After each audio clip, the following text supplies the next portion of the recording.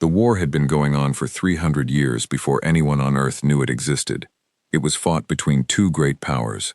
One was called the Concord of Stars, a group of many alien peoples who had banded together long ago. The other was called the Dominion, a single strong empire that wanted to rule everything it could reach. Between these two powers lay thousands of star systems, and in all that space, small and quiet, sat a yellow star with a blue planet going around it. That planet was Earth.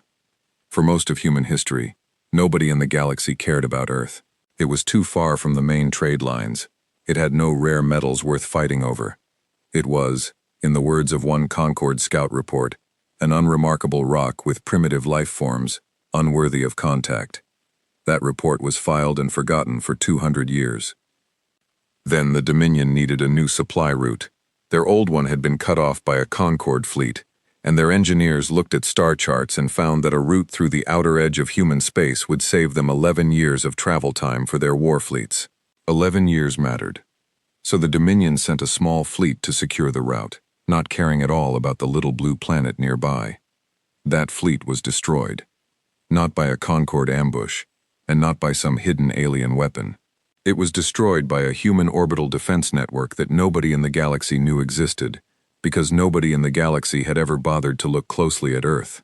The Dominion ships, expecting no resistance from a planet with no space program that anyone had recorded, flew close to check for resources. Human sensors, built for tracking old Soviet and American satellites, and later upgraded over decades of quiet, paranoid effort, picked them up instantly. Human commanders, following protocols built during 100 years of nuclear tension between their own nations, did not wait to ask questions. They fired. 3 Dominion cruisers turned to dust in the space of 4 minutes. The news reached the Concord before it reached the Dominion's main command, because a Concord listening post in a nearby system picked up the strange radio chatter and the weapons signatures. A young Concord officer named Aelthair Kovasin, of a species called the Vantiri, was the one who first flagged the report as important. The Vantiri were tall, thin, blue-skinned people, with large dark eyes, suited to a world with 3 moons and long, dark winters. Aelthair had spent her whole career studying strange and unknown species, and something about this report caught her attention immediately. A planet with no known star drive destroyed 3 of the enemy's ships in under 5 minutes, she told her superior. We need to go and see who these people are. Her superior, an older Vantiri named Dos Renator, was not impressed. Primitive planets do not defeat war cruisers, Aelthair. There is some mistake in the sensor data. There is no mistake, she said. I checked it 3 times. It took the Concord 6 months to send a proper contact team to Earth. When they arrived, they did not attack. They had learned, over centuries of first contact, that attacking first was rarely wise. Instead, they sent a single unarmed ship into orbit around Earth and broadcast a message of peace on every radio frequency they could find, using patterns designed to be understood by any species with basic mathematics. Humanity's response was fast, and, to the Concord team, deeply strange. Within hours, every major human government had been informed. Within a day, the United Nations had called an emergency session. Within 3 days, a single joint human delegation was assembled, made of representatives from a dozen countries who, until that week, had been arguing over trade tariffs and border disputes. Faced with the entire galaxy at their door, humans had done something the Concord did not expect. They had stopped fighting each other, at least for a while, and stood together. Aelthair was part of the team that made first contact in person. She remembered it for the rest of her life. The humans who came to meet them were calm in a way she had not expected from a species facing beings from another star for the first time. They asked sharp questions. They did not bow, did not grovel, did not act amazed or terrified. They simply listened, took notes, and asked more questions. You said the Dominion attacked our planet's edge, and we fired on their ships, said the lead human negotiator, a woman named Elena Castillo, a former diplomat who had spent 20 years working on conflicts between human nations before this. You say this may bring their anger down on us, yet you have come to offer us peace and alliance. Why should we trust that your offer is better than staying out of this war entirely? Aelthair, watching from the side, saw the Concord's senior negotiator, A heavy-set alien called Tulmash Ve, from a species known as the Brakari, struggled to answer. The Brakari were used to negotiating with species that wanted to join the Concord immediately, grateful for protection from the Dominion. They were not used to being questioned about their motives. The Concord protects its members, Tulmash Ve said. We ask only that you join our efforts against a common threat. You did not know we existed a year ago, Elena said. The Dominion did not know we existed either. Now that we do exist, in your eyes, both of you want something from us. We have not agreed to be part of anyone's war. This was the first real peace talk between humanity and the wider galaxy, though it was not called a peace talk at the time.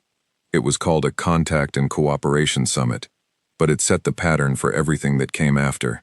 The Concord offered humanity membership, protection, access to advanced technology, and a place among the stars. In return, they asked for human resources, human territory rights, and control over human military forces during wartime, all under Concord command. Elena Castillo listened to the entire offer. Then she stood up, along with the rest of the human delegation, and said, "We will consider this, but we will not sign an agreement that places our defense under a command we did not choose. Thank you for your time." And then the humans left the meeting. They did not shout. They did not argue further. They simply stood, gathered their notes, and walked out of the room, leaving the Concord delegation sitting in stunned silence. Tulmash Ve turned to Aelthair, his wide face showing an expression she had learned meant confusion among the Brakari. They just left. No species walks away from a Concord protection offer, not even the desperate ones. What kind of people refuse an alliance against total destruction? Aelthair did not answer right away. She was watching the humans through the window as they walked calmly back toward their transport, talking quietly among themselves, not looking back even once. "I do not think they refused," she said slowly. "I think they are telling us that they do not need to be desperate, and that troubles me more than if they had said yes." News of the walkout spread through Concord channels within days, and reactions were mixed. Some species found it insulting, a slight against the whole Concord's honor. Others found it merely strange, the behavior of a young and inexperienced species that did not yet understand how dangerous the galaxy truly was. A few, mostly older diplomats who had seen many first contacts over their long lives, found it deeply unsettling for a very simple reason. Species that were afraid usually took whatever help was offered. Species that were not afraid asked hard questions and walked away when the answers were not good enough. Humanity, it seemed, was not afraid. Word reached the Dominion as well, through their own spies inside Concord space, and their reaction was different but no less careful.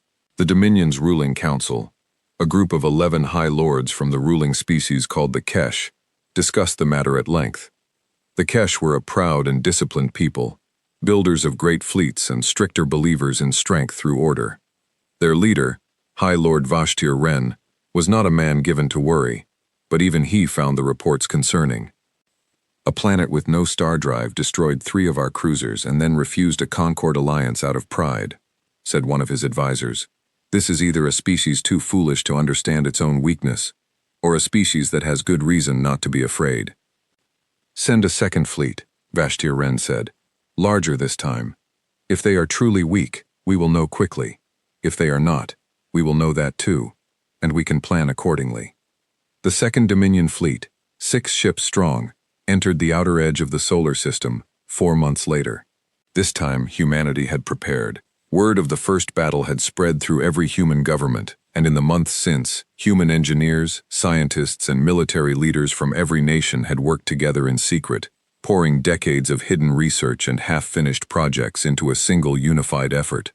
It turned out that Earth's governments had, for many years, quietly developed technology far beyond what they showed to their own people or to each other, kept as closely guarded secrets in case of war between nations.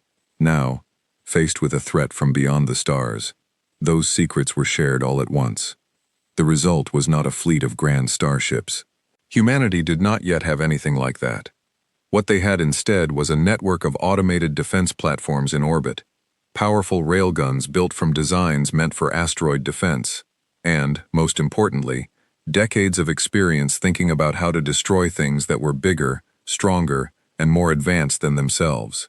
Humans had spent the entire 20th and 21st centuries building weapons meant to kill each other efficiently. Now those weapons, and the minds behind them, turned outward. The battle lasted 12 minutes. When it was over, 4 of the 6 Dominion ships were destroyed, and the other 2 fled at full speed, badly damaged, back toward Dominion space. This time, both the Concorde and the Dominion took notice in a much more serious way. The Concorde sent a much larger delegation back to Earth, this time hoping to convince humanity to accept a formal alliance before the Dominion tried anything worse. Aelthair, now recognized as one of the few Concorde officials who had studied human behavior closely, was placed on the new negotiating team, though not as its leader. The team was headed once again by Tulmash Vey, who had convinced his superiors that his experience from the first meeting made him the right choice, despite the walkout. He believed, wrongly, that with a better offer, the humans would surely agree this time. The second peace talk took place aboard a Concorde diplomatic ship in orbit around Earth, a massive vessel built to look impressive, full of soft lighting and rooms designed to make visiting species feel small and welcomed at the same time. The human delegation arrived in a plain shuttle, dressed simply, carrying nothing but notebooks and a single portable computer. Elena Castillo led them again, along with a new addition, a retired general named Marcus Webb, brought in to speak on military matters, and a quiet young analyst named Priya Nair, who said little but watched everything. Tulmash Vey opened with warm words about the strength humanity had shown, praising their victory over the Dominion fleet as proof that humanity belonged among the great powers of the galaxy. Then he laid out the new offer: full Concorde membership, access to translated star maps, trade rights across a dozen systems, and technology sharing in exchange for humanity, placing its military under joint Concorde command during any conflict involving Concorde territory, and allowing Concorde oversight of human weapons development to ensure, as he put it, responsible use of dangerous technology. Elena Castillo read through the written terms slowly. The room was quiet except for the soft hum of the ship's systems. Aelthair watched her carefully, trying to read her expression, but human faces, she was learning, could hide a great deal. "You want to oversee our weapons development," Elena finally said. "You want the right to inspect and approve what we build to defend ourselves. For the safety of all Concorde members," Tulmash Vey said, "it is standard practice for new members. In time, as trust grows, restrictions can be eased. And if we refuse this particular term, but accept the rest?" The terms are not separable at this stage. Full membership requires full compliance. Elena set the papers down on the table gently. She looked at General Webb, who gave a small, almost invisible nod. She looked at Priya Nair, who did the same. "Then we cannot accept these terms," Elena said. "We are grateful for your interest in an alliance, but we will not agree to let any outside power decide what we are allowed to build to protect our own home. That is not something we will trade away. Not for star maps, not for trade rights, not for anything." Tulmash Vey's wide face showed real alarm now. "You do not understand the danger you face. The Dominion will return with a much larger fleet. Alone, you cannot hope to survive an assault at that scale, no matter how clever your weapons are." "Maybe not," Elena said, "but we would rather build our own strength on our own terms than borrow someone else's cage and call it safety." She stood. The rest of the human team stood with her. "Thank you for your time," she said, and once again, the humans walked out. This second walkout sent a shockwave through the Concorde that was far larger than the first. It was one thing for a young, frightened species to refuse an offer out of confusion or pride during its very first contact with aliens. It was another thing entirely for that same species, having now proven itself capable of destroying 2 separate attacking fleets, to calmly and deliberately refuse a much better offer a second time, with full knowledge of exactly what they were risking. Across 1,000 worlds, in Concorde council chambers and public forums alike, the same question began to spread. What kind of species turns down protection from a war it cannot possibly win alone, not once, but twice? Aelthair found herself asked that question by nearly every colleague she passed in the weeks that followed. She did not have a full answer, not yet, but she had begun to form a theory, one that would follow her for years afterward and shape everything she came to believe about the strange, stubborn, endlessly careful species from the little blue planet. But do not think they are foolish, she told Das Renator one evening, as reports of a third, even larger Dominion fleet gathering near the border reached Concord Command. And I do not think they are simply proud. I think they have decided that losing on their own terms is better than winning on someone else's. And I think, more than anything else, that troubles me, because a species willing to lose everything, rather than be controlled, is a species that is very, very hard to predict, and even harder to stop. Das Renator said nothing for a long moment, staring at the star charts on his desk, at the small marker representing Earth, sitting quietly at the edge of a galaxy that had just begun, for the first time in centuries, to feel a genuine chill of uncertainty. Then we had better hope, he said finally, that we never give them a reason to consider us their enemy, instead of merely a difficult partner. Far away, on Earth, in a quiet conference room with the lights dimmed and the day's meetings finally over, Elena Castillo sat with General Webb and Priya Nair, going over notes from the day. None of them looked triumphant, none of them looked relieved. They looked tired and careful, the way people look when they know a decision made today will shape everything that comes after. They will come back with a better offer, Priya said quietly. Or a worse fleet. Maybe both, General Webb said. Elena nodded slowly, looking down at the alliance papers she had refused to sign, papers that promised safety in exchange for control. Then we keep saying no, she said, until they finally understand that we are not asking to be saved. We are asking to be equals, and if they cannot offer us that, then we will build our own way forward, no matter how long it takes, or how much it costs. Outside, night was falling over the eastern coast of the country where the meeting had taken place, the same as it had fallen every night for all of human history, long before anyone knew that somewhere out among those stars, an entire galaxy had just begun to wonder, with growing unease, exactly what kind of neighbors it had found. The third Dominion fleet never came. This surprised almost everyone, on Earth and across the Concord alike. For 6 months after the second peace talk collapsed, human sensors tracked Dominion ships gathering near the border of known space, a force large enough, by every human estimate, to overwhelm Earth's defenses completely. Then, without warning, the fleet turned around and moved away, back toward the Dominion's core territories. Nobody on Earth knew why, not at first. It took Concord intelligence, working through spies and listening posts deep inside Dominion space, almost a year to piece together the real reason. The Dominion had not backed down out of mercy or fear of a single planet. They had backed down because a much larger, much older enemy of the Dominion, a group of star systems known as the Free Cluster, had chosen that exact moment to launch a major offensive on the opposite side of Dominion territory. High Lord Vashtir Wren had needed every ship he could gather to hold that front, and a distant, unproven planet with strange weapons was, for the moment, simply not worth the risk. But the Dominion did not forget about Earth. High Lord Vashtir Wren gave a quiet order to his intelligence division: watch the humans closely, learn everything possible about their weapons and their ways of thinking, and wait for a better time. The Concord, meanwhile, faced a different kind of problem. Word of the 2 human walkouts had spread across every member world, and it had done something the Concord Council had not expected. It had made humanity famous. Across 1,000 worlds, people who had never seen a human in person began talking about the small, stubborn species that had twice refused the Concord's help and twice survived attacks that should have destroyed them. Some species admired this. Others were deeply offended by it, feeling that humanity's refusal was an insult to every species that had gratefully accepted Concord protection in the past. One of the loudest voices of complaint belonged to a species called the Oran, insect-like beings who lived in vast underground cities and had been Concord members for over 400 years. Their senior representative, a sharp-voiced diplomat named Chirisk Vane, spoke often in council meetings about the danger of what she called the human problem.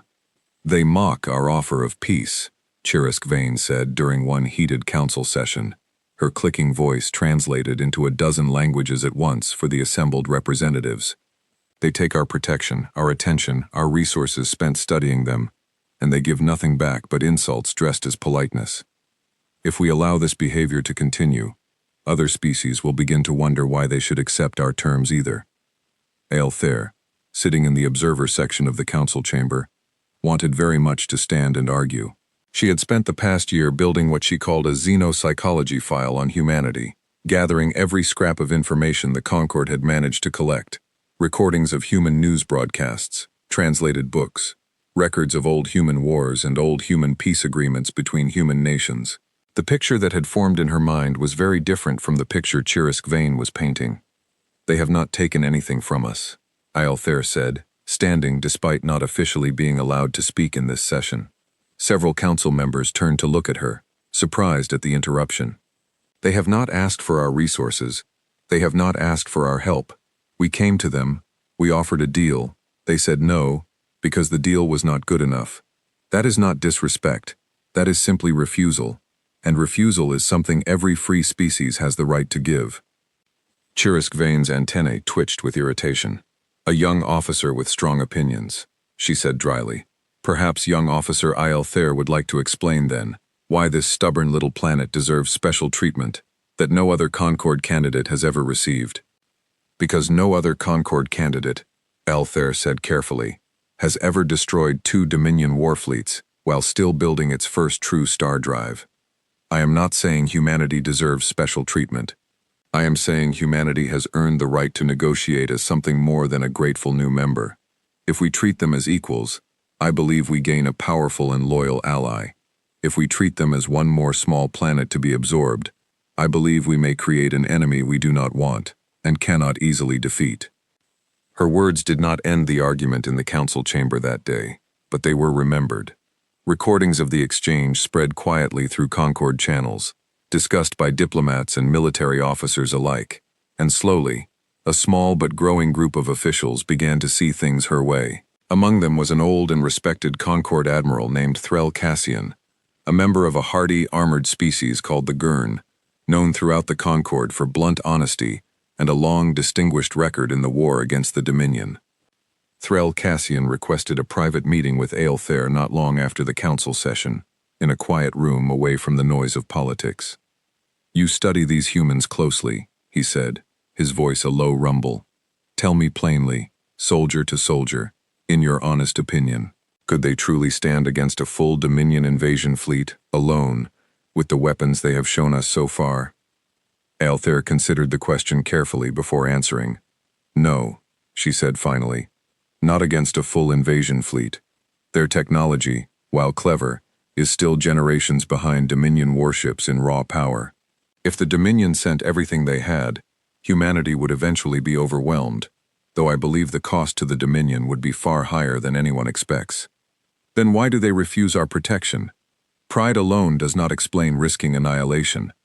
"I do not think it is pride," Aelthair said. "I have read their history. Humans have fought wars among themselves for their entire recorded existence, wars far larger and more terrible than most species ever experience before reaching the stars, because most species destroy themselves before they get that far, or they unite peacefully long before then.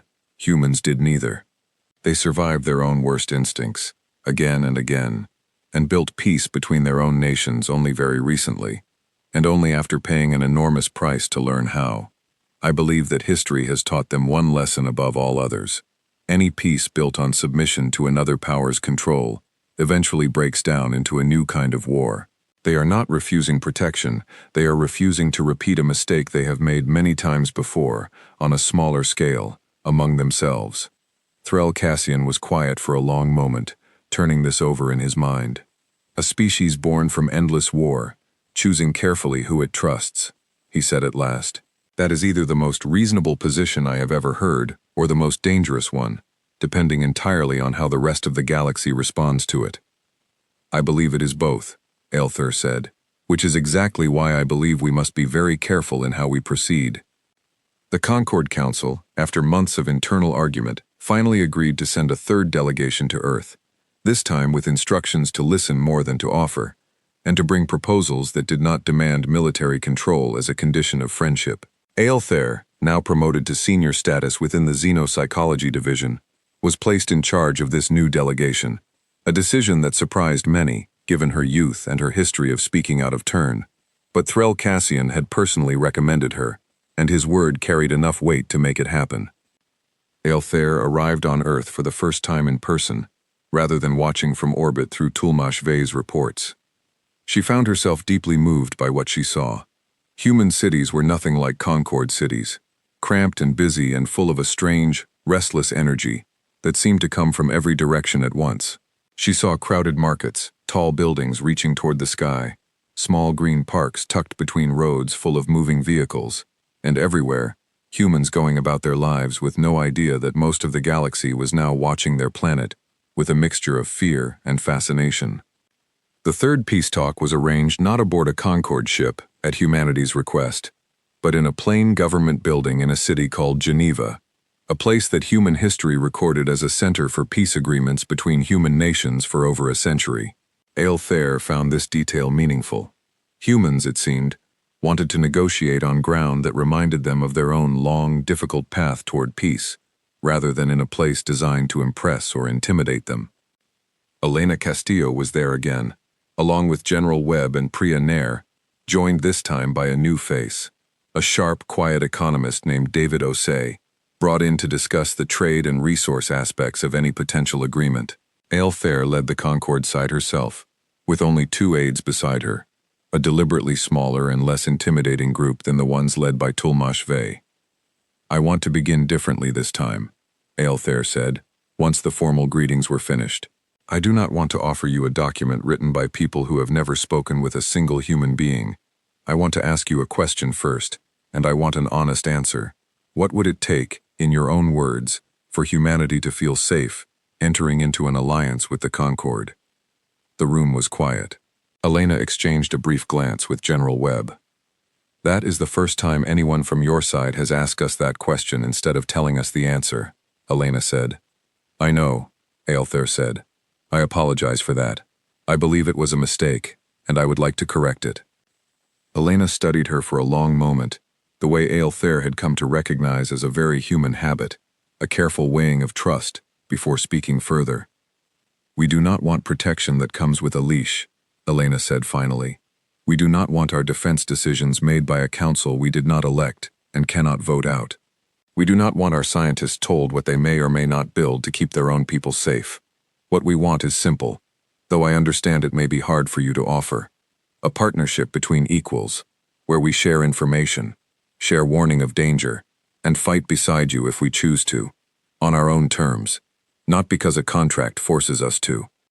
"And if the Dominion attacks before you are ready to fight beside anyone?" Aelthair asked. "If they come with everything they have, and you stand alone?" "Then we stand alone," Elena said simply, "as we always have, until now. But we would rather die free than live as someone else's shield, forced into wars we did not choose, under commanders we did not choose either. We have made that mistake before, in smaller ways, among our own nations. We do not intend to make it again on this scale." Aelthair nodded slowly. She had expected an answer close to this, based on her research, but hearing it spoken plainly still struck her deeply. "Then let me offer something different," she said, and pulled out a much shorter document than the ones Tulmash Vey had presented before. "A simple agreement, mutual warning of Dominion movements. Open trade, if you wish it, on terms you set. Shared research, offered freely, not as payment for obedience. No military command structure, no inspection of your weapons. In exchange, we ask only that if the Dominion strikes at Concorde territory near your space, and you choose to help us, we will remember that help and return it in kind." Elena read through the document slowly, along with the rest of her team. It was the first offer that did not ask humanity to give up control over anything. "This is much closer to something we could accept," Elena said finally. "But I must ask, honestly, why the change? Twice before, your people asked for control. Now you ask for nothing but friendship. Forgive me for being suspicious of such a shift." "Because I believe the first 2 offers were built on fear," Aelthair said honestly. "Fear that a species we did not understand might become dangerous if left uncontrolled. I no longer believe control is the right response to that fear. I believe understanding is. And so this offer is built on a different question. Not how do we control humanity, but how do we earn humanity's trust?" There was a long silence in the room. Aelthair watched Elena Castillo's face carefully, and for the first time since these talks had begun, she thought she saw something shift there, something that might, with enough time, become the beginning of real trust. But then Elena set the document down and shook her head slowly. "I believe you mean this honestly," Elena said. "I want to believe your council will honor it as written, but I do not believe they will. I have read enough history, ours and, from what little we have learned of yours, your own as well, to know that agreements made in good faith by individual diplomats are often reshaped by councils and committees, long after the diplomat has moved on to other work. We are not ready to trust a promise this large from a government we have known for barely 2 years, no matter how sincere the person offering it may be. I am sorry. We need more time. We need to see the Concord act in good faith over years, not months, before we place our safety in your hands." She stood, and once again, the human delegation stood with her.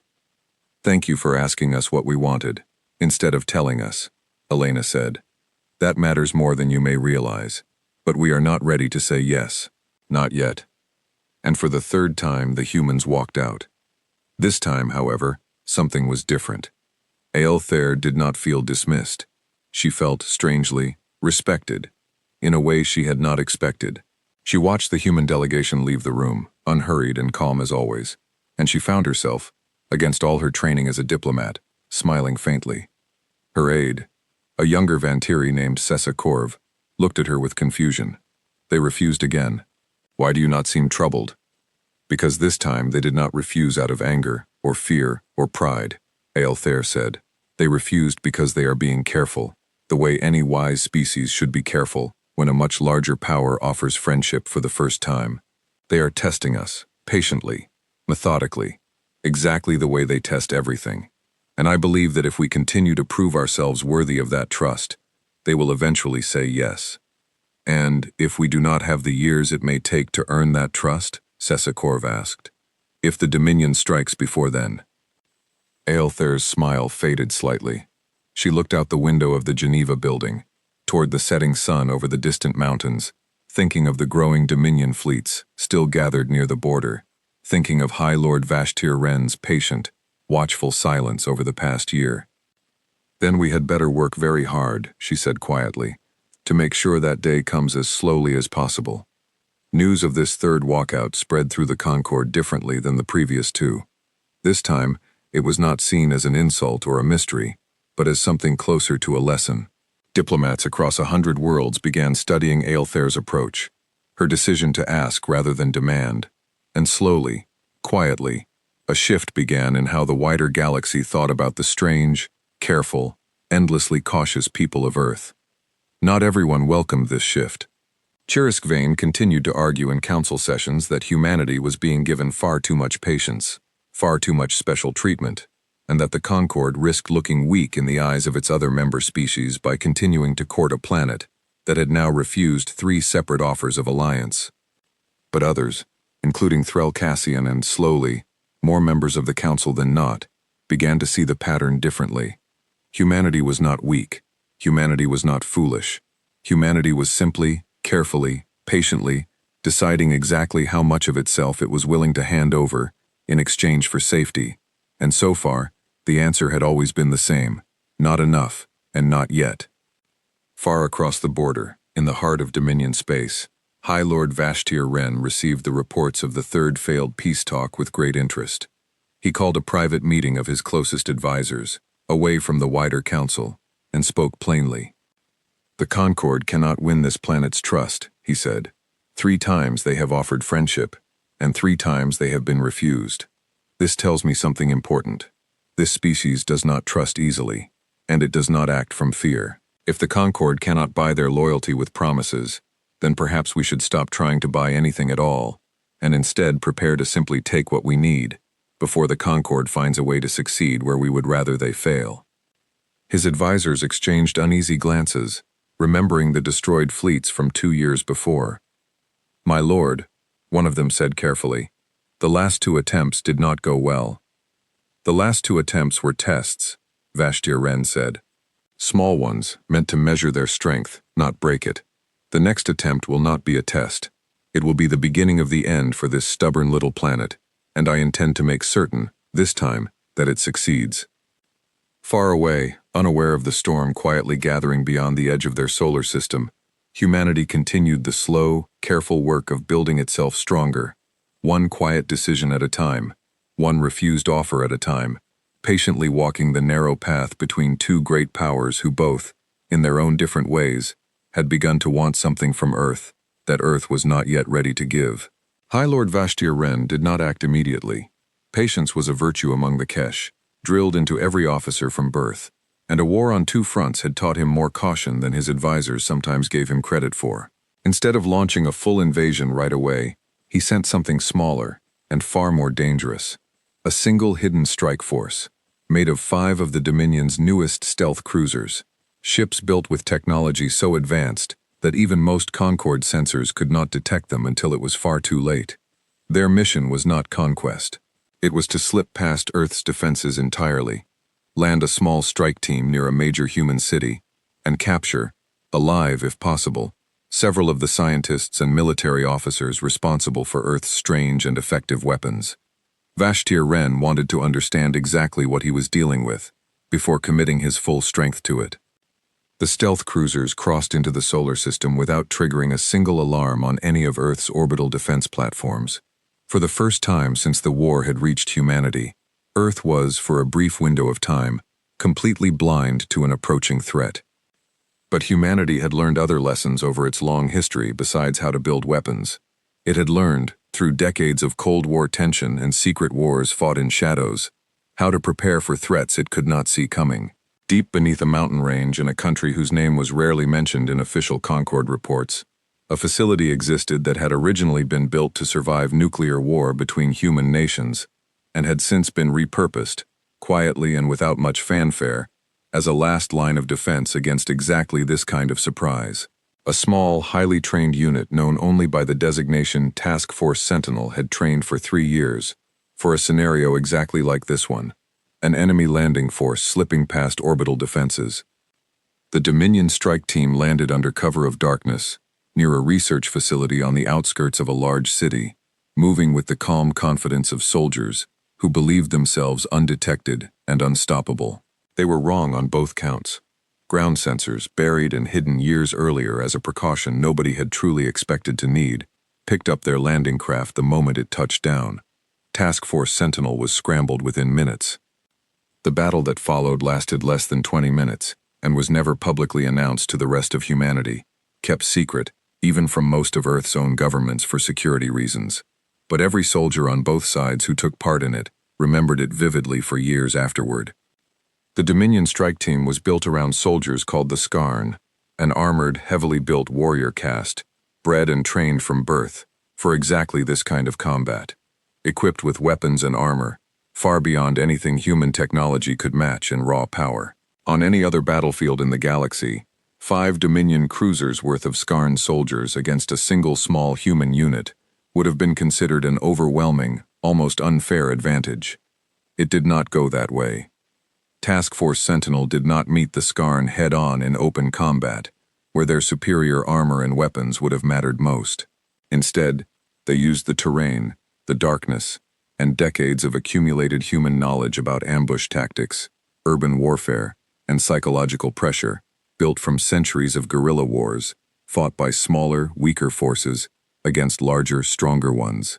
They struck from multiple directions at once, using weapons designed specifically to exploit small weaknesses human engineers had identified in captured Dominion equipment recovered from the 2 previous destroyed fleets.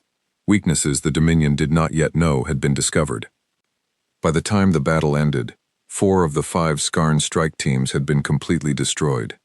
The 5th surrendered, along with its commanding officer, a young Skarn named Threx Karnal, after realizing that his remaining forces were surrounded and outmaneuvered in ways he had never trained to counter. Threx Karnal was the first Dominion prisoner ever taken alive by humanity, and his capture changed everything. Word reached High Lord Vashtir Wren within days, carried by the fleeing remnants of his stealth cruisers, which had retreated the moment their strike team's communications went silent. The report was brief and deeply troubling. A full strike force of elite Skarn soldiers, equipped with the Dominion's finest weapons and armor, had been almost entirely destroyed by a single small human ground unit in under 20 minutes, with only minor human casualties. Vashtir Wren read the report twice before speaking. "This cannot be accurate," he said finally. "It has been confirmed through multiple sources, my lord," his advisor said carefully. "The humans did not fight us as soldiers expect to be fought. They did not meet strength with strength. They studied our weaknesses in advance, weaknesses we did not know had been discovered, and they exploited them completely." For the first time since the war with humanity had begun, High Lord Vashtir Wren felt something that, had he been a human, might have been called genuine unease. He had built his entire military strategy around the belief that raw strength, discipline, and superior technology would always win in the end. Humanity had just proven, decisively and painfully, that this belief was not always true. Word of the battle, despite humanity's efforts at secrecy, eventually reached Concord intelligence as well, though it took nearly a year for the full details to be pieced together from fragments of information gathered by spies and informants scattered across both Dominion and human space. When the report finally reached Aelthair's desk, she read it 3 times, the same way she remembered doing with the very first battle report that had started all of this. She requested an emergency meeting with Threll Cassian immediately. "They did not just win," she told him, sliding the report across his desk. "They won using knowledge of Dominion weaknesses that even we do not have complete records of, which means they have either captured and studied Dominion equipment more thoroughly than any Concord researcher ever has, or they have developed methods of gathering and using battlefield intelligence far beyond what either of our powers currently practice." Threll Cassian read through the report slowly, his heavy brow furrowed in concentration. "You believe this changes things?" "I believe this changes everything. We have spent 2 years thinking of humanity as a talented but limited young species, worth courting as an ally because of its stubborn independence and its surprisingly effective defensive weapons. This report suggests something very different. It suggests a species that is not merely defending itself well, but actively, systematically, and quietly preparing for a war it fully expects to have to fight, gathering intelligence, studying its enemies, and developing tactics specifically designed to defeat forces far stronger than its own on paper." "You make them sound almost frightening," Threll Cassian said.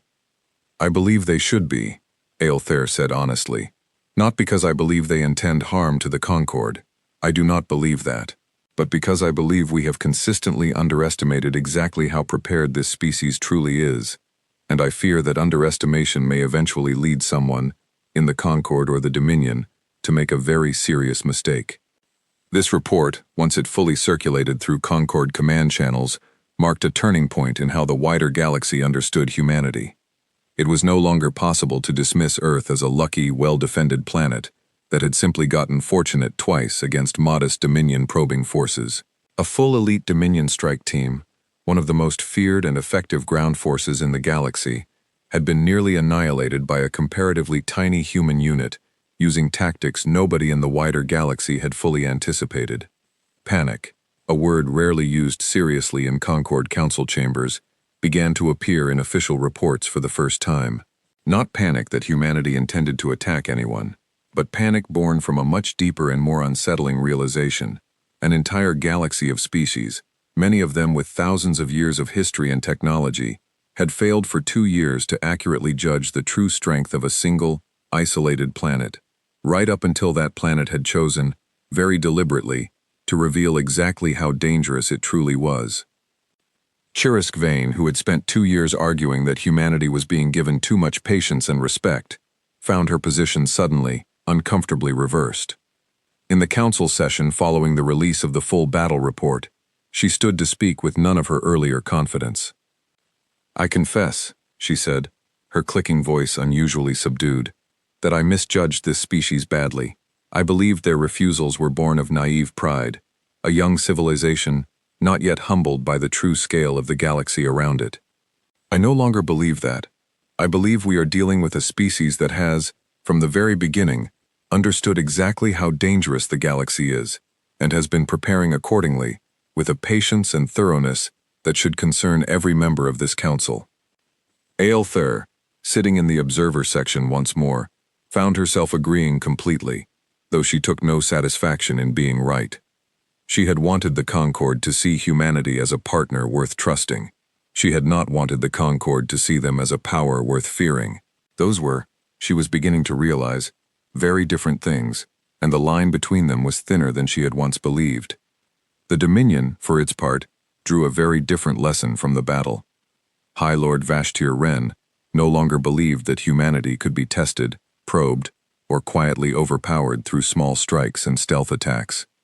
He began, for the first time, gathering a truly massive invasion fleet, larger than anything he had committed to a single campaign in decades, pulling ships away from the ongoing war against the Free Cluster, despite the risk this posed to his other borders. If a small human ground team can destroy an elite Skarn strike force, he told his war council, then we cannot afford to underestimate what a full planetary defense force might accomplish, given more time to prepare. We will not test them again. We will end this before they have the chance to grow any stronger. Reports of this massive fleet gathering reached both Concord intelligence and, eventually, human intelligence networks as well, though it took several more months for the full scale of the threat to become clear.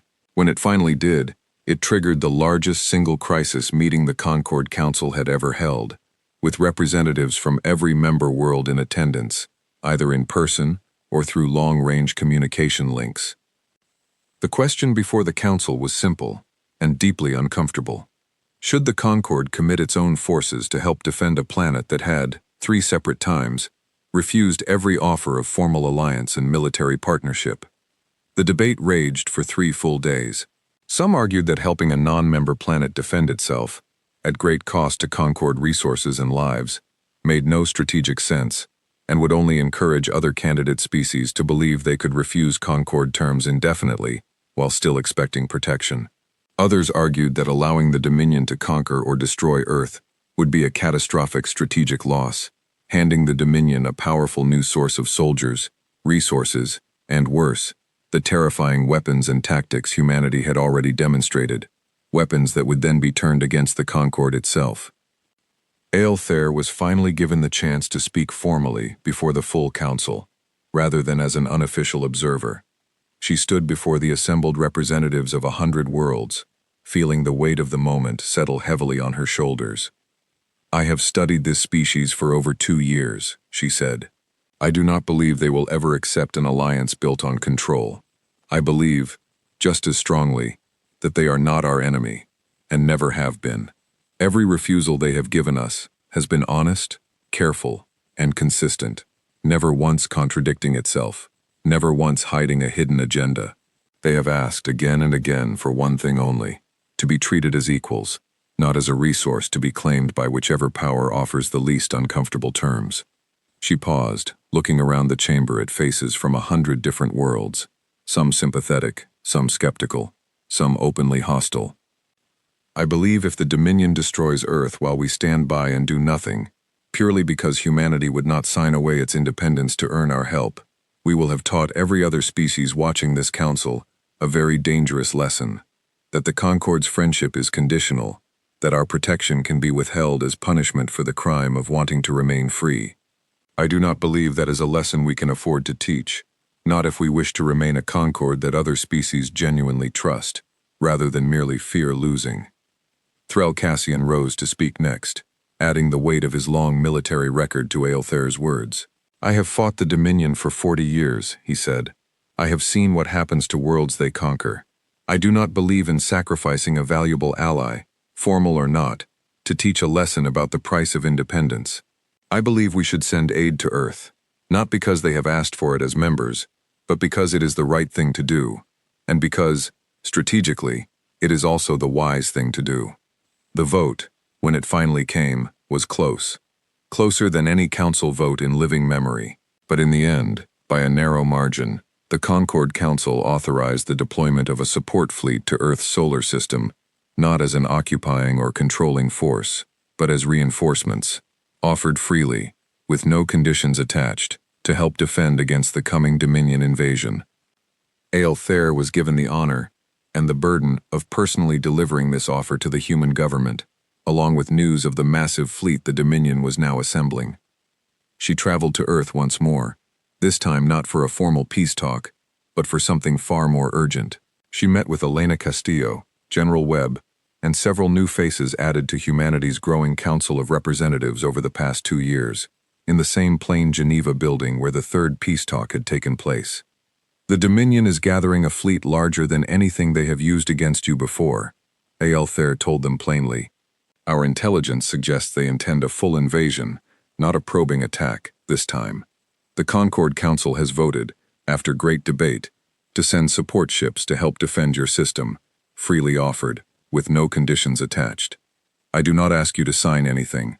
I do not ask you to accept Concord command. I ask only that you allow us to stand beside you when they arrive.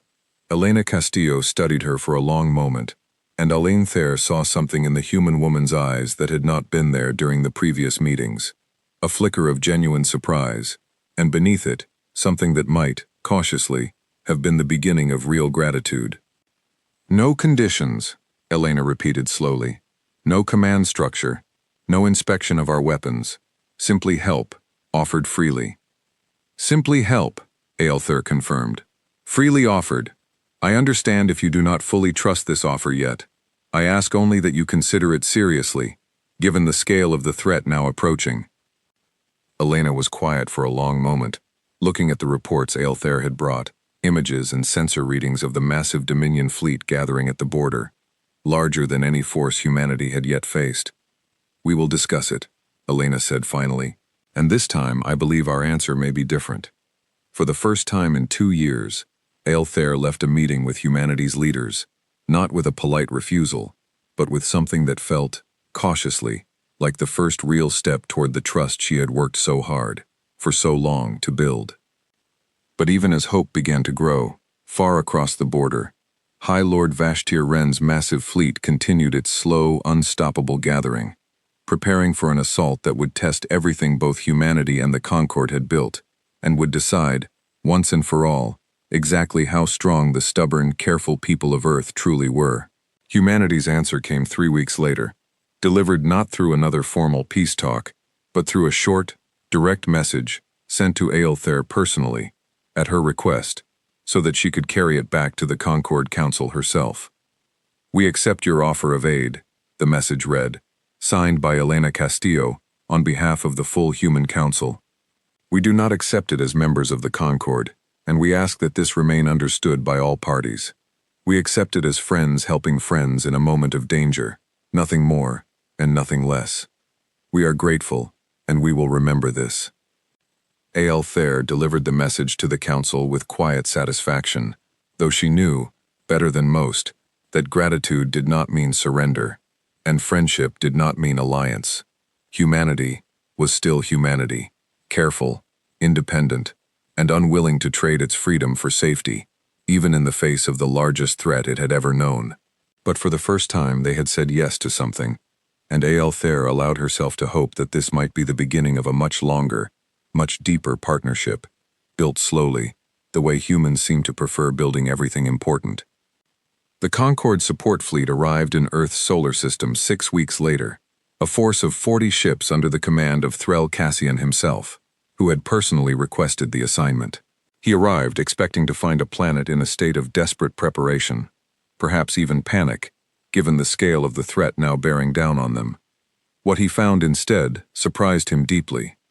Earth's defenses had transformed dramatically in the 2 years since the last major battle. The orbital platforms that had destroyed the Second Dominion fleet had been expanded into a much larger network, supplemented by dozens of new stations built using technology developed from careful study of captured Dominion equipment.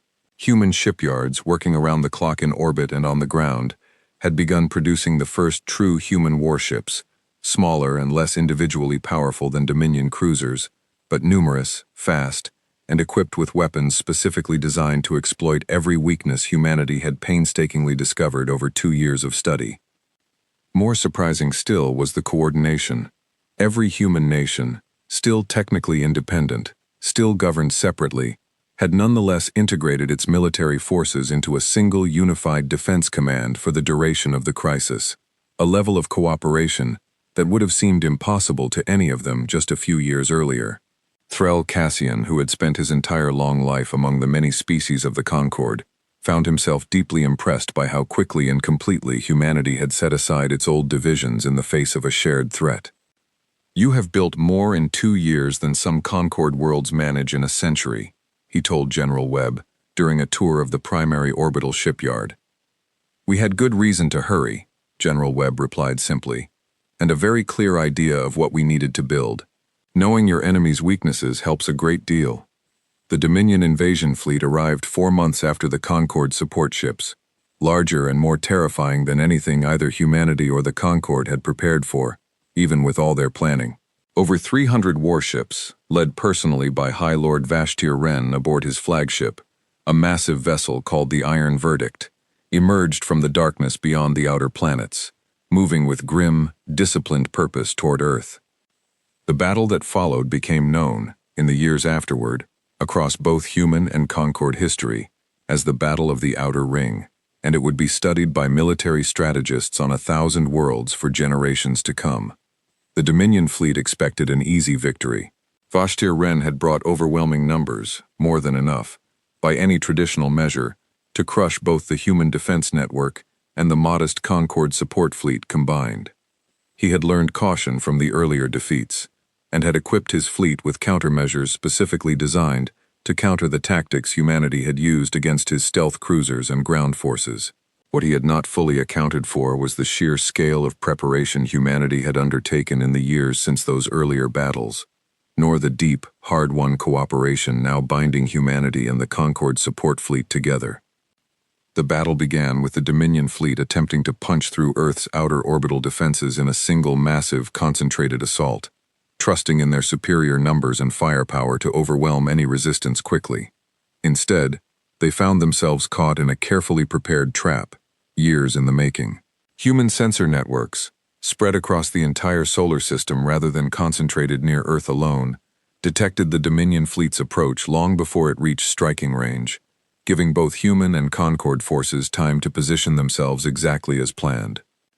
Rather than meeting the Dominion fleet head-on in open space, where their numbers would matter most, the combined defense force drew them into the debris field surrounding a shattered moon at the edge of the system, a natural minefield of rock and ice that human tacticians had spent months mapping and preparing, with hidden mines, sensor jammers, and ambush positions. Threl Cassian's Concord ships provided heavy firepower and experienced crews to hold key defensive positions, while human ships, faster and more maneuverable, darted through the debris field striking at Dominion cruisers from unexpected angles, exploiting weaknesses in their shielding that Dominion engineers had never fully corrected after the earlier defeats.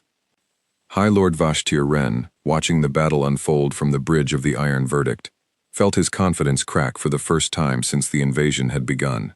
His fleet, despite its overwhelming numbers, was being ground down piece by piece, unable to bring its full strength to bear in the chaotic, debris-filled battlefield humanity had chosen so carefully.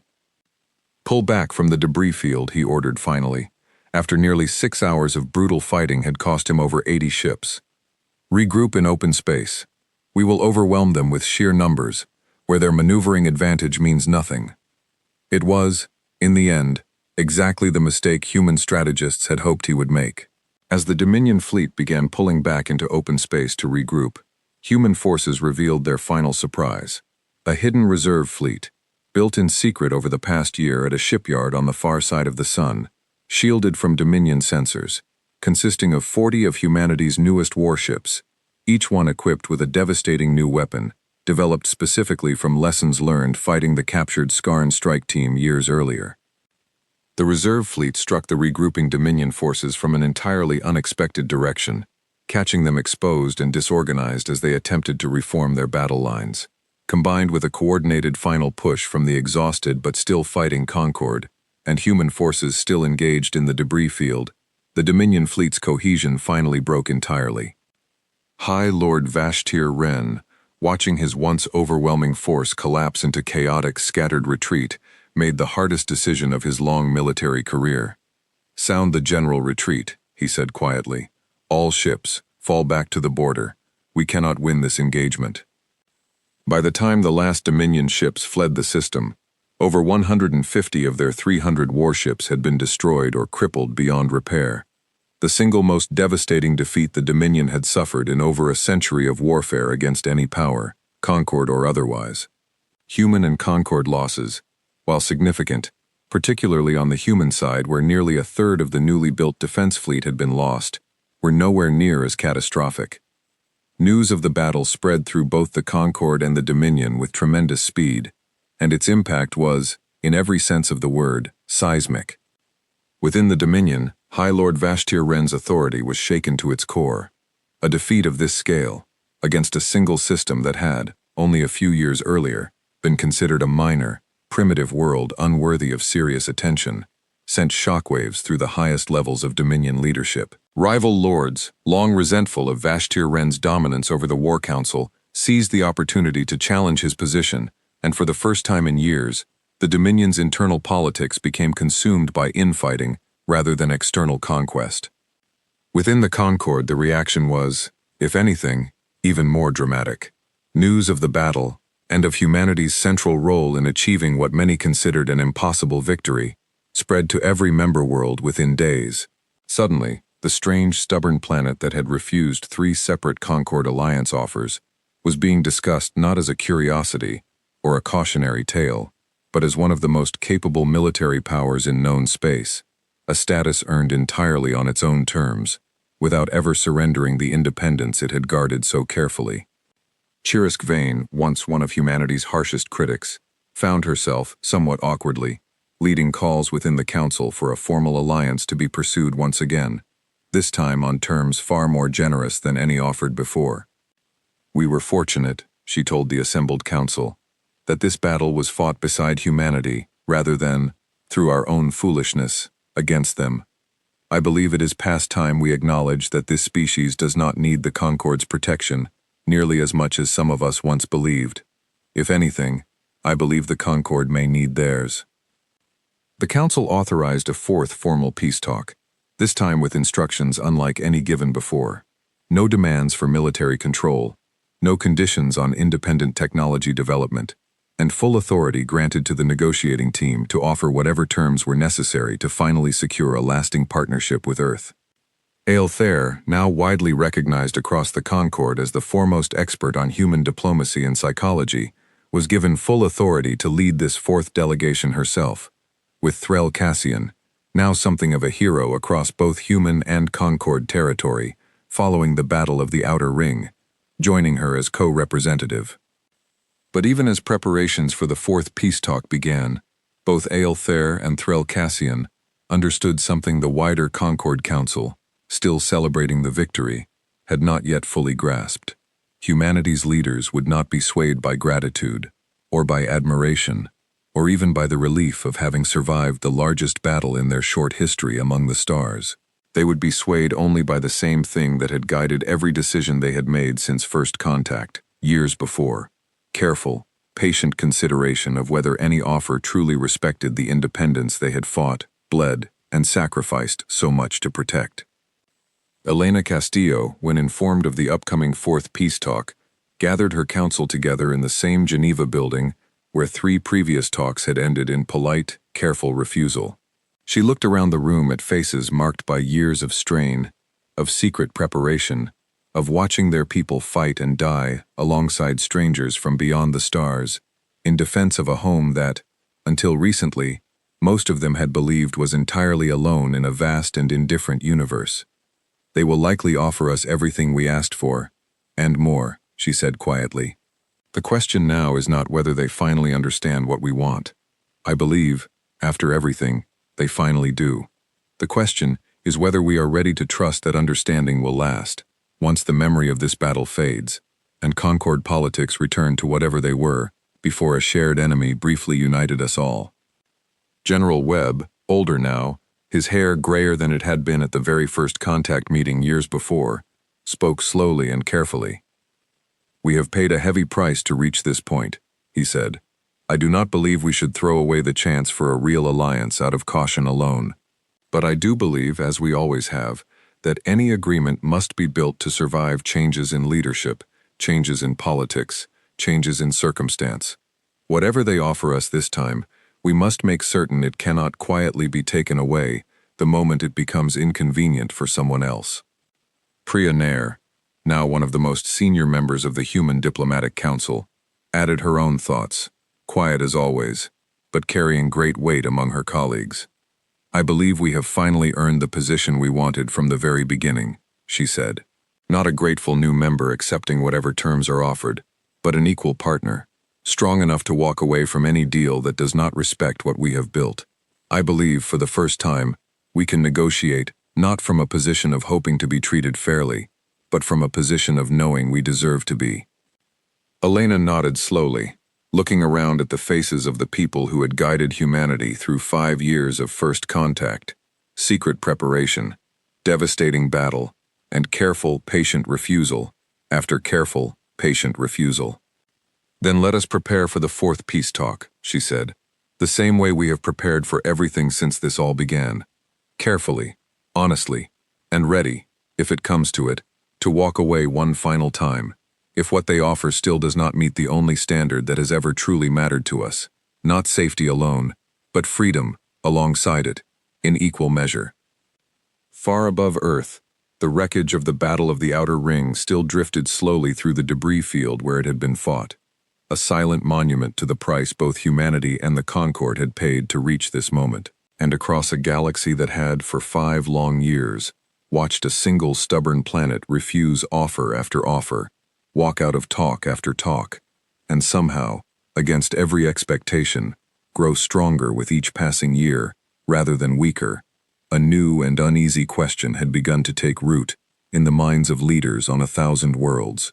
What would it finally take, after everything humanity had endured and achieved, for this remarkable, unyielding species to finally say yes? The 4th peace talk was held, once again, in Geneva, though the building itself had changed since the first meetings years before. What had once been a plain government hall now stood surrounded by quiet security, a place that both humans and the growing number of Concord visitors on Earth had come to recognize as a site of real historical importance, the place where the future of an entire species, and perhaps the balance of the wider galaxy, had been shaped through years of careful, stubborn negotiation. Aelthair arrived with a small delegation, deliberately kept modest in size, just as she had for the 3rd talk years before. Threl Cassian stood beside her this time, a gesture the Concord Council had approved, specifically because his presence, as the hero of the Battle of the Outer Ring, and a soldier respected across countless worlds for his honesty, carried a weight that pure diplomacy alone could not offer. Neither of them brought a thick document full of demands and conditions. They brought instead a much shorter proposal, one they had spent months refining together, drawing on everything Aelthair had learned about humanity across 5 years of careful study. Elena Castillo led the human delegation once more, joined by General Webb, Priya Nair, David Osei, and several newer faces who had risen to prominence during the difficult years of preparation and war. The room was quiet as both sides took their seats, the weight of history settling over the gathering in a way that everyone present could feel, even those who had never attended a formal negotiation before. Before we begin, Aelthair said, I want to say something, not as a diplomat presenting an offer, but as someone who has spent 5 years trying to understand your people, and who has come, over that time, to respect them more deeply than I ever expected to, when I first flagged a strange sensor report about a small, unremarkable planet at the edge of known space. Elena inclined her head slightly, listening. You have refused us 3 times, Aelthair continued.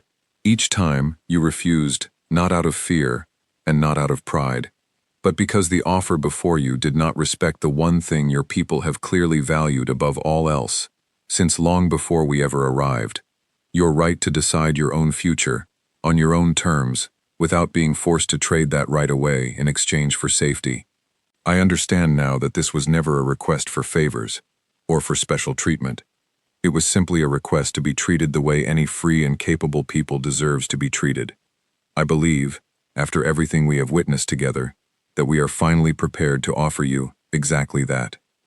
She placed the new proposal on the table, far shorter than any of the previous 3 offers combined. Elena picked it up and began to read, slowly and carefully, the way she always did, while the rest of the room waited in silence. The terms were simple. Full recognition of Earth as a fully independent power, not a Concord member, but a sovereign ally with permanent status in Concord diplomatic relations, equal in standing to any full member world in every meeting and negotiation, no military command structure of any kind, no oversight of human weapons research or development, now or in the future, open trade and technology sharing offered freely, with no strings attached, and no expectation of repayment beyond the goodwill such sharing might naturally build over time. A mutual defense understanding, not a binding treaty, stating simply that both sides would come to each other's aid against outside threats whenever they judged it wise to do so, exactly as had already happened during the Battle of the Outer Ring, but never as an obligation forced upon either side against its will. At the very end of the document was a single additional clause, one that Aelthair had insisted on personally, over the objections of several more cautious Concord officials. It stated plainly that this agreement could be reviewed and altered only with the full willing consent of both parties, and that no future Concord Council, regardless of political changes or shifting circumstances, could unilaterally impose new conditions upon Earth without Earth's direct agreement. Elena read the entire document twice before setting it down. The room remained silent, waiting. "This is everything we asked for," she said finally quietly. "Every single thing, without a single condition attached, that we have not already agreed to willingly, through our own choices these past 5 years." "It is," Aelthair confirmed, "because I believe, after everything, we have finally learned the lesson your people were trying to teach us from the very beginning. Trust cannot be bought with promises of safety, and it cannot be commanded through fear of what might happen without it. It can only be earned, slowly, honestly, through actions proven over time. I believe the Concord has finally earned enough of that trust to ask, respectfully, one final time, will you stand beside us, not as subjects, and not merely as friends who happen to share an enemy, but as true and equal partners, for as long as both our peoples choose to honor that partnership." Elena looked around the table at her fellow negotiators. She saw General Webb, older now, who had spent 5 years preparing humanity's defenses against threats greater than any single nation had ever faced alone. She saw Priya Nair, quiet and thoughtful as always, who had spent countless nights studying every word of every previous offer, searching for hidden conditions that might quietly steal away the freedom they had fought so hard to protect. She saw David Osei, who had spent years building the trade relationships and resource plans that had allowed humanity to grow strong enough to stand its ground against overwhelming odds. And she saw, in each of their faces, the same quiet, careful readiness she felt in herself. She looked finally at Threl Cassian, the old Concord admiral, who had fought and bled beside human soldiers at the Battle of the Outer Ring, who had earned, through that shared sacrifice, a kind of trust that no document alone could ever fully capture. "Admiral Cassian," she said, "you fought beside our people. You saw what we are capable of. And you saw, I hope, what we value most deeply, even in the middle of battle. Do you believe this agreement will be honored, not just today, but in the years and decades to come, long after this moment has passed into history?" Threl Cassian considered the question with the same slow, careful honesty he had shown throughout his long career. "I cannot promise you that every future council will agree with the wisdom of this arrangement," he said. "Politics change, and species are not always as consistent as they wish to be. But I can promise you this, I fought beside your soldiers, and I saw, with my own eyes, a people who kept every promise they made to us, exactly as they made it, without exception, even when keeping those promises cost them dearly. I do not know what the future holds, but I believe, as strongly as I have ever believed anything in my long life, that this partnership, built the way it has been built, through years of patience and honesty, rather than fear and convenience, has a better chance of enduring than any agreement I have ever seen signed in haste." Elena was quiet for a long moment, looking down at the document before her, thinking of everything that had led to this exact moment, the first strange sensor report that had brought 2 Dominion cruisers to their end, the long, careful walkouts that had followed, one after another, each one a small act of faith that humanity's stubborn insistence on equality would eventually be understood rather than punished. She thought of the secret years of preparation, the quiet sacrifices made by soldiers and scientists and ordinary people across the world, who had never fully understood the scale of the danger gathering beyond their sky, only that their leaders had asked them to trust, and to prepare, and to hold on to who they were, no matter how frightening the galaxy beyond their world had turned out to be. She thought, finally, of the Battle of the Outer Ring, of the ships lost, the soldiers who had not come home, human and Concord alike, who had fought and died together in defense of something larger than either of their individual peoples. The simple, difficult idea that safety and freedom did not have to be traded against each other, that a partnership built on true equality was possible, if both sides were patient enough and honest enough to build it properly. She picked up a pen, and for the first time in 5 years, across 4 separate peace talks, she did not stand to leave. "On behalf of the people of Earth," she said, her voice steady and clear, "I accept this agreement, as written, without changes, because for the first time, it asks nothing of us that we have not already chosen freely to give."